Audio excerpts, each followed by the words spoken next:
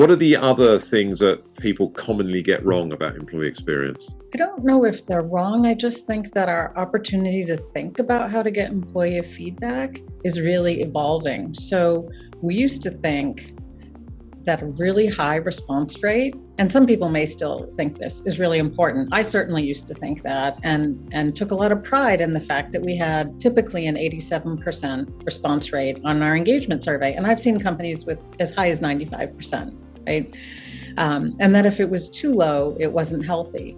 But we were only surveying them once a year, and we spent 3 weeks or a month encouraging them with all kinds of enticements to fill it out. And I don't know that we're always getting honest feedback. And so I think thinking about the opportunity that we could drop the idea that we need a high response rate and allow employees to respond when they have feedback instead of one particular month that we decide to drop the survey. Because at the moment we drop the survey, any employee is experiencing a myriad of things, right? Maybe they've just had turnover on their team, or their manager just left, or their new process was just put in, or they're behind in a project. There's a million things that they could be focused on. And now suddenly we're asking them about 60 different things, and they have to stop and answer those things at that moment. But give them the power to provide the feedback when they have it. Here's the impact to me and my team when we have turnover, or here's how hard it's been for me when my manager's changed, or the system just changed and I have an idea about how it can be better. But not everyone's going to respond at the same time.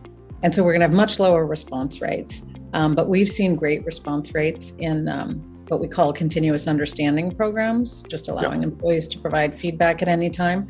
It can be 20, 25%. But if you have a good handful of employees raising an issue or suggesting an idea, it seems worth pursuing. We don't need 90% of the population to tell us. One of the other misnomers that I hear from a lot from practitioners is when they want to move to more frequent either surveys or more frequent opportunities for employees to be able to provide feedback. The message that comes back sometimes from people in HR, sometimes people in the business, is survey fatigue.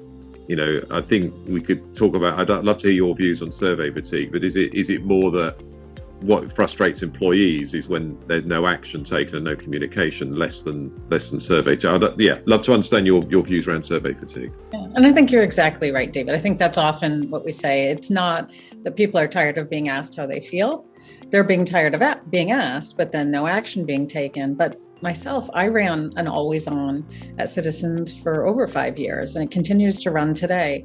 And those employees are not tired of responding because that data was used. It was used for senior leaders to make decisions, and it was also used locally in the branches where the teams could come together in their weekly huddle and use that as some of the input, the employee feedback, the customer feedback, the sales, right? All the pieces come together to make good decisions. It's hard to make decisions about employee experience without information, and our managers are doing that every day.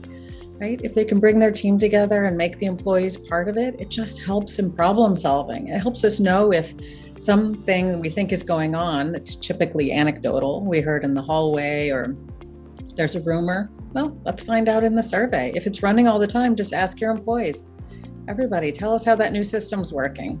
Now we have data and we can all talk about it and make a decision. If you don't ask employees, how do you know what's going on, and how can you then improve things, or if things are good, how do you know? So really important. In this series, we will be speaking to a range of senior leaders who are pushing a data-driven and digital HR agenda. Make sure that you subscribe via your podcast app of choice, and also via our YouTube channel for free and regular interviews with the digital HR leaders of the future.